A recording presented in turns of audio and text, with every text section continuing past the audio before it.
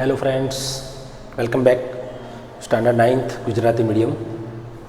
મિત્રો, આજે આપણે ગ્રામર ટોપિકમાં નવો ટોપિક ભણીશું, ફંક્શન્સ.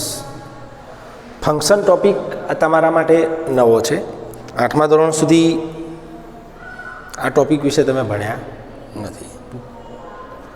ફંક્શન કે વાક્યમાં કયું ફંક્શન રહેલું છે એ આપણે વાક્ય વાંચી અને જણાવવાનું છે.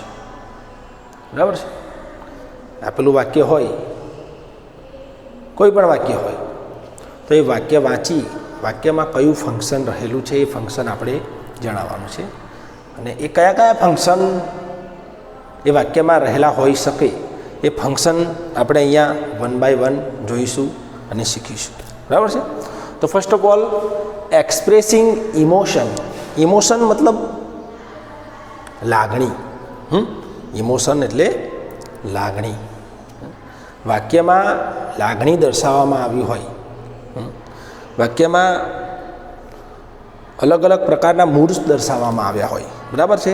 જોય, સેડનેસ, એક્સાઇટમેન્ટ, પીટી, સરપ્રાઇઝ, આનંદ, દુઃખ, આશ્ચર્ય, આ બધા પ્રકારના જે ઇમોશન્સ છે જો એ વાક્યમાં દર્શાવવામાં આવ્યો હોય તો એ વાક્યમાં એક્સપ્રેસિંગ ઇમોશન નામનું ફંક્શન રહેલું હોય છે. આઈ એમ સોરી, ઇમોશન. વોટ આ વન્ડરફુલ સીન, કેટલું અદ્ભુત દ્રશ્ય. સરપ્રાઇઝ, જોય. તો આ તમામનો સમાવેશ એક્સપ્રેસિંગ ઇમોશનમાં થાય છે. એક્સપ્રેસિંગ ઇમોશન એટલે વાક્યમાં અલગ અલગ પ્રકારના ઇમોશન દર્શાવવામાં આવ્યા હોય.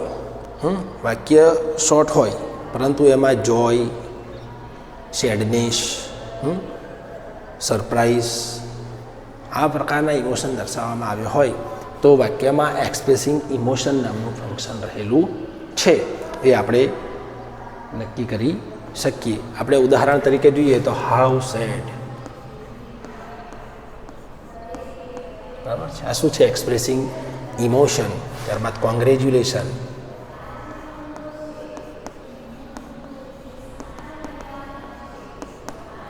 Congratulation, emotion. Best of luck,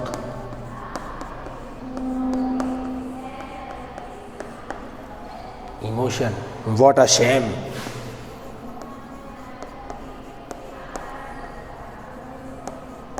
okay, એટલે આ ઇમોશન કહેવાય છે, લાગણી. ઓકે, ખાસ ધ્યાન રાખવું. ત્યારબાદ નેક્સ્ટ, ડિસ્ક્રાઇબિંગ પાસ્ટ ઇવેન્ટ. શબ્દ જ આપણને સમજાવે છે. ડિસ્ક્રાઇબિંગ પાસ્ટ ઇવેન્ટ કે ભૂતકાળની ઘટનાને દર્શાવવી. Describing past event. બરાબર?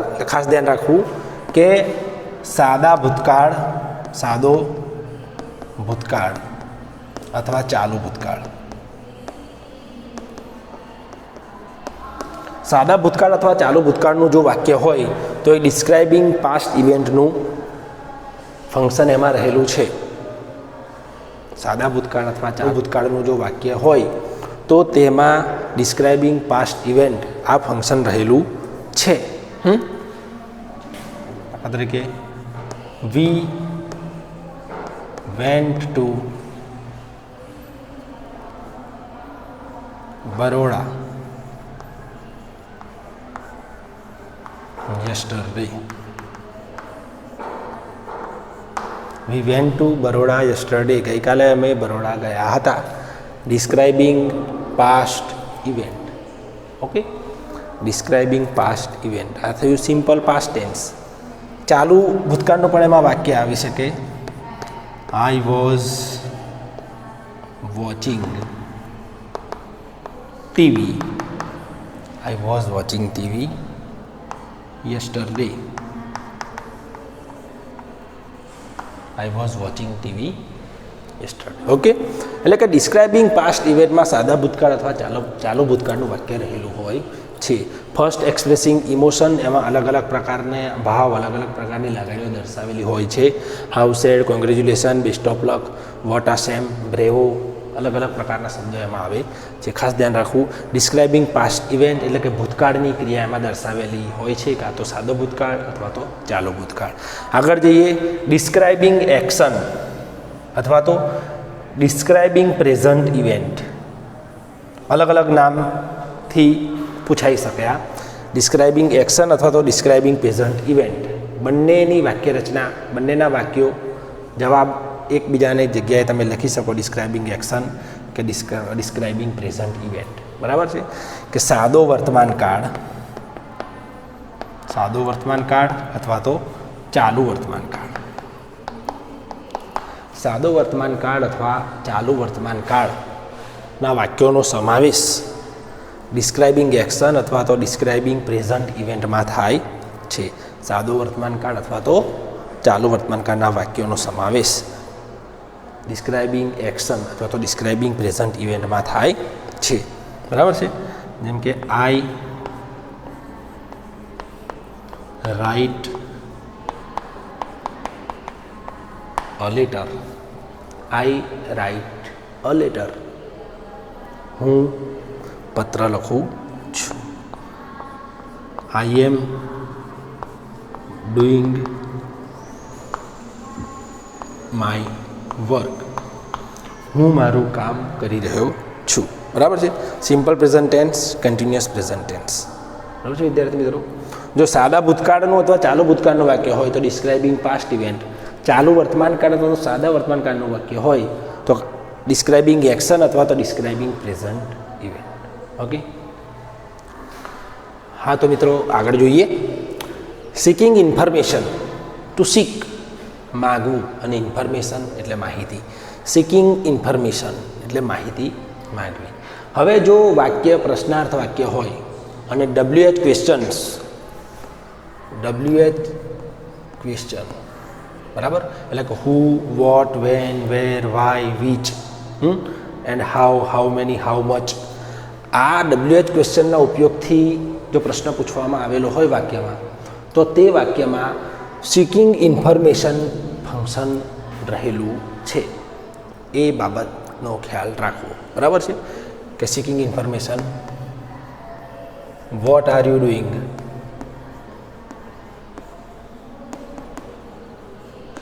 ओके। प्रश्नार्थ वाक्य होय तो एमा सीकिंग इन्फॉर्मेशन फंक्शन रहेलू छे। वॉट इज योर नेम, कोईपण WH प्रश्नार्थ होय तो it is seeking information. Who are you,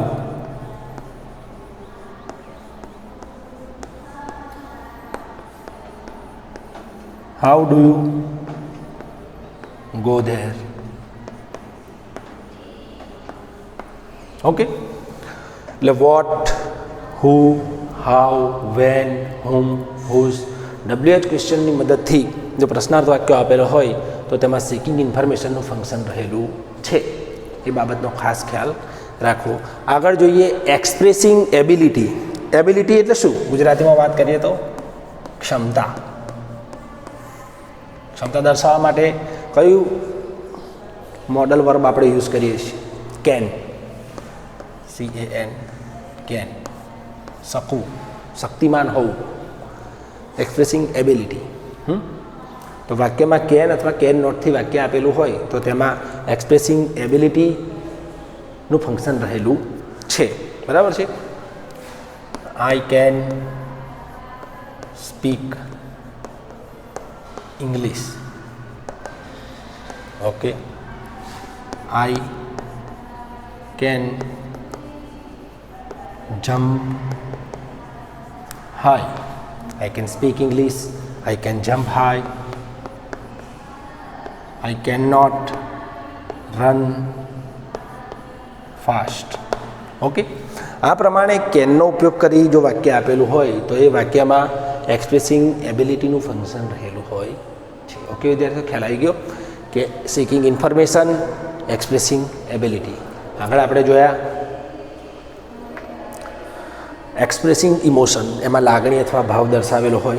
त्यारबाद जोयुं डिस्क्राइबिंग पास्ट इवेंट एटले के भूतकाळनी घटना। सादो भूतकाळ अथवा तो चालू भूतकाळनुं वाक्य आपेलुं होय तो डिस्क्राइबिंग पास्ट इवेंट, ત્યારબાદ જોયું ડિસ્ક્રાઇબિંગ પ્રેઝન્ટ ઇવેન્ટ અથવા તો ડિસ્ક્રાઇબિંગ એક્શન. તો સાદો વર્તમાનકાળ અથવા તો ચાલુ વર્તમાનકાળનું વાક્ય આપેલું હોય તો તેમાં ડિસ્ક્રાઇબિંગ એક્શન અથવા તો ડિસ્ક્રાઇબિંગ પ્રેઝન્ટ ઇવેન્ટનું ફંક્શન રહેલું હોય છે. ત્યારબાદ સિકિંગ ઇન્ફોર્મેશન WH ક્વેશ્ચન્સની મદદથી જો પ્રશ્નાર્થ વાક્ય આપેલું હોય તો તેમાં સિકિંગ ઇન્ફોર્મેશનનું ફંક્શન રહેલું છે. અને એક્સપ્રેસિંગ એબિલિટી એટલે કે શક્તિ દર્શાવે છે, શક્તિમાન હોવું. એક્સપ્રેસિંગ એબિલિટીમાં કેનનું વાક્ય આપેલું હોય CAN કેન, તો તે એક્સપ્રેસિંગ એબિલિટીના ફંક્શન. હા, તો વિદ્યાર્થી મિત્રો આગળ જોઈએ. એક્સપ્રેસિંગ નેસેસિટી કે જરૂરિયાત હોવી. એક્સપ્રેસિંગ પોસિબિલિટી મીન્સ શક્યતા દર્શાવવી. અને એક્સપ્રેસિંગ રિક્વેસ્ટ ઓર પરમિશન એટલે કે રજા અથવા પરવાનગી. બરાબર છે. તો ફર્સ્ટ જોઈએ એક્સપ્રેસિંગ નેસેસિટી એટલે કે તાતી જરૂરિયાત. એમાં એટલું યાદ રાખવું કે ફરજિયાતપણું કમ્પલ્સન રહેલું હોય છે કે મસ્ટ અથવા તો have to. Must have to આ મોડલ્સની મદદથી જો વાક્ય હોય તો તેમાં એક્સપ્રેસિંગ નેસેસિટી ફંક્શન રહેલું છે એવું નક્કી થાય છે. Have to do your homework. You have to do your homework. We must follow the traffic rules.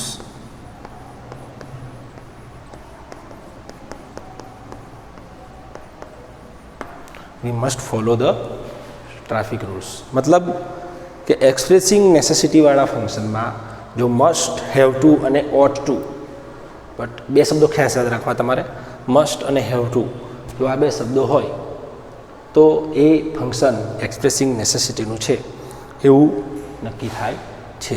ત્યારબાદ એક્સપ્રેસિંગ પોસિબિલિટી શક્યતા.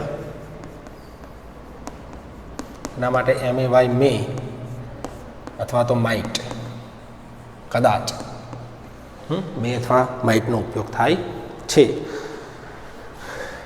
It may rain today. આજે કદાચ વરસાદ પડશે. It may rain today. આજે કદાચ વરસાદ પડશે. આજે કદાચ વરસાદ પડશે. The principal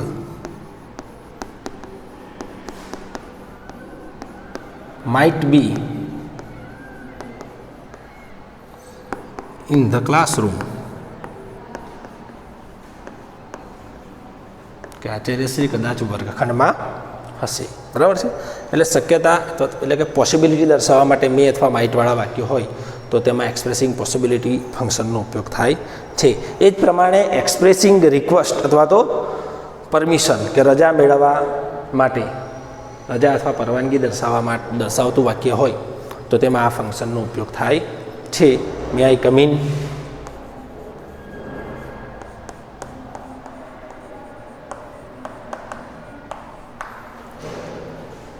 will you help મી.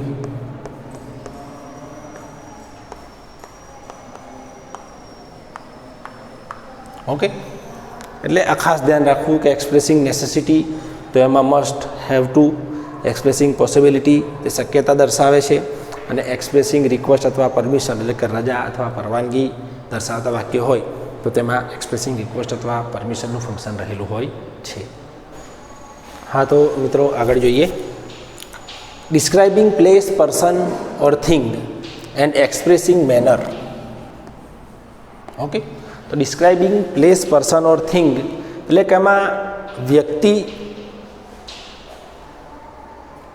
સ્થળ, વ્યક્તિ અથવા વસ્તુ વિશેની વાત કરવામાં આવી હોય જે તે પર્ટિક્યુલર વસ્તુ વિશેની, તો એ ડિસ્ક્રાઇબિંગ જો વ્યક્તિ હોય તો પર્સન, જો સ્થળ હોય તો પ્લેસ, અને જો એ કોઈ વસ્તુ હોય તો થિંગ શબ્દ વપરાય છે. જેમ કે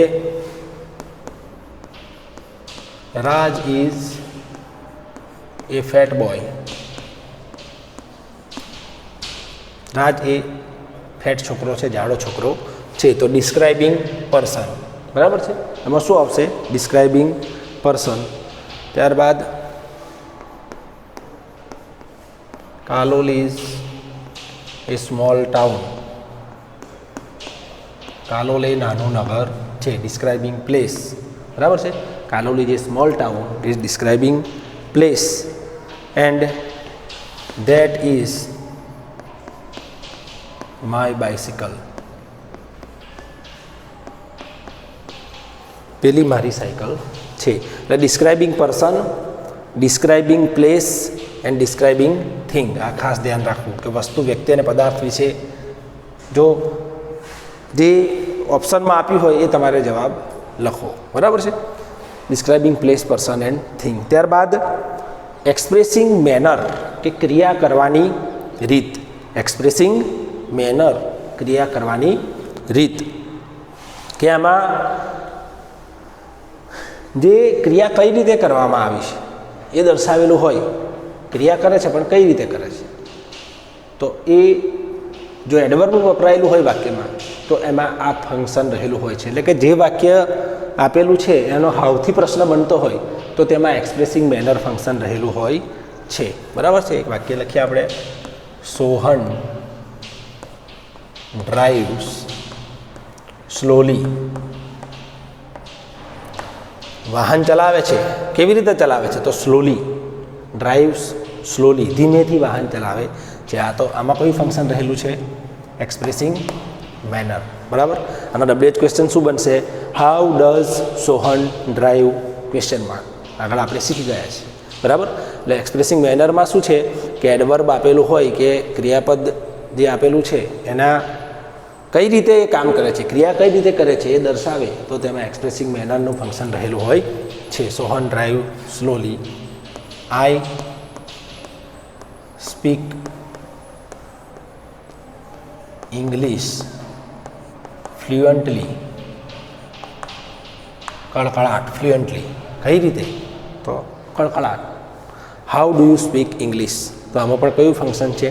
એક્સપ્રેસિંગ મેનર. ઓકે વિદ્યાર્થી મિત્રો, આગળ જોઈએ. ફ્રીક્વન્સી ઓફ એક્શન, ત્યારબાદ એક્સપ્રેસિંગ કોન્ટ્રાસ્ટ, ત્યારબાદ એક્સપ્રેસિંગ ઓલ્ટરનેટિવ્સ અને કમ્પેરિઝન અથવા તો કમ્પેરિંગ, બરાબર છે. તો સૌપ્રથમ જોઈએ ફ્રીક્વન્સી ઓફ એક્શન કે ક્રિયાનું પુનરાવર્તન દર્શાવે છે. વાક્ય જો પુનરાવર્તિત ક્રિયા દર્શાવતું હોય તો તેમાં ફ્રીક્વન્સી ઓફ એક્શન ફંક્શન રહેલું છે એવું આપણે સમજવું. કે વાક્યમાં often, never,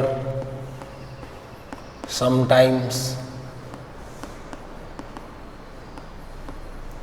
often, never, sometimes, rarely જેવા શબ્દો વપરાયા હોય તો તેમાં ફ્રીક્વન્સી ઓફ એક્શન એ ફંક્શન રહેલું છે એવું આપણે સમજવું, બરાબર છે. જેમ કે I often play with my friends, I often play with my friends. I never drink tea. Sometimes I ride my bicycle. Rarely I rarely visit a garden, બરાબર છે. જો વાક્યમાં આ પ્રકારના ઇન્ડિકેટર્સ વપરાયેલા હોય કે જે પુનરાવર્તન દર્શાવે છે, પુનરાવર્તિત ક્રિયા દર્શાવે છે તો તેમાં ફ્રીક્વન્સી ઓફ એક્શન આ ફંક્શનનો ઉપયોગ થયેલો હોય છે. ત્યારબાદ છે એક્સપ્રેસિંગ કોન્ટ્રાસ્ટ. કોન્ટ્રાસ્ટ એટલે વિરોધાભાસ. કે ધો, બટ. ધો અને બટ, ધો ઓલ્ધો બંને વપરાઈ શકાય, તેમ છતાં, અને બટ એટલે પણ. એટલે વાક્યમાં વિરોધાભાસ દર્શાવે તો વાક્યમાં એક્સપ્રેસિંગ કોન્ટ્રાસ્ટનું ફંક્શન રહેલું છે. જેમ કે my father is old but he is healthy. My father is old but he is healthy. મારા પિતાશ્રી ઉંમરલાયક છે, વૃદ્ધ છે, પરંતુ તે સશક્ત છે. બરાબર છે. વિરોધાભાસ થયો કે વૃદ્ધ છે પણ સશક્ત છે. ઓકે. એ જ પ્રમાણે ધોથી પણ વાક્ય બની શકે છે. ધો આઈ વર્કડ હાર્ડ, ધો આઈ વર્કડ હાર્ડ કે મેં સખત મહેનત કરી તેમ છતાં I fail in the exam.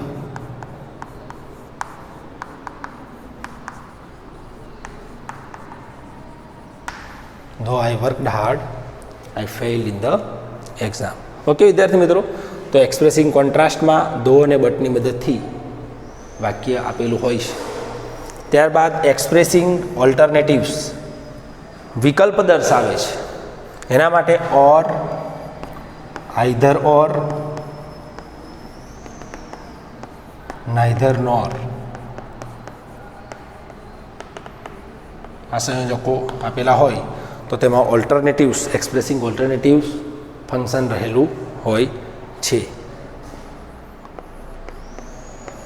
sit here or go home બે વિકલ્પ છે. અહીંયા બેસો અથવા તો ઘરે જાઓ, વૈકલ્પિક થયા. Okay. Either or, neither nor. Either Sameer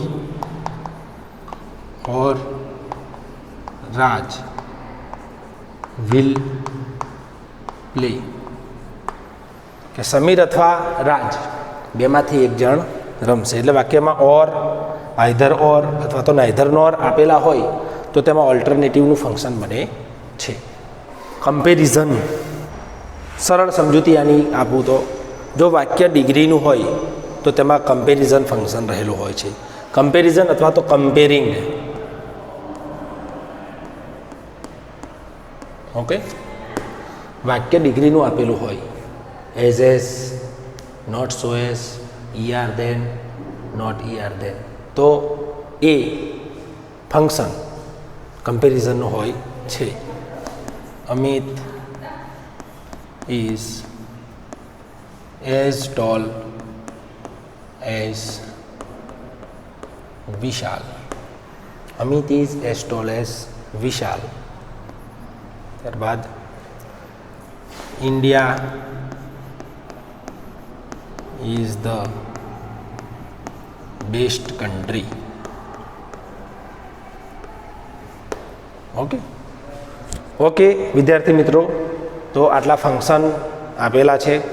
આ ફંક્શન ખૂબ કાળજી રાખી તમારે તૈયાર કરવા. બરાબર. તમારી ગ્રામર બુકનો ઉપયોગ કરવો, અન્ય સંદર્ભ પુસ્તકોનો પણ ઉપયોગ કરવો અને સારી રીતે સમજી તેને તૈયાર કરવા. Okay friends, thank you.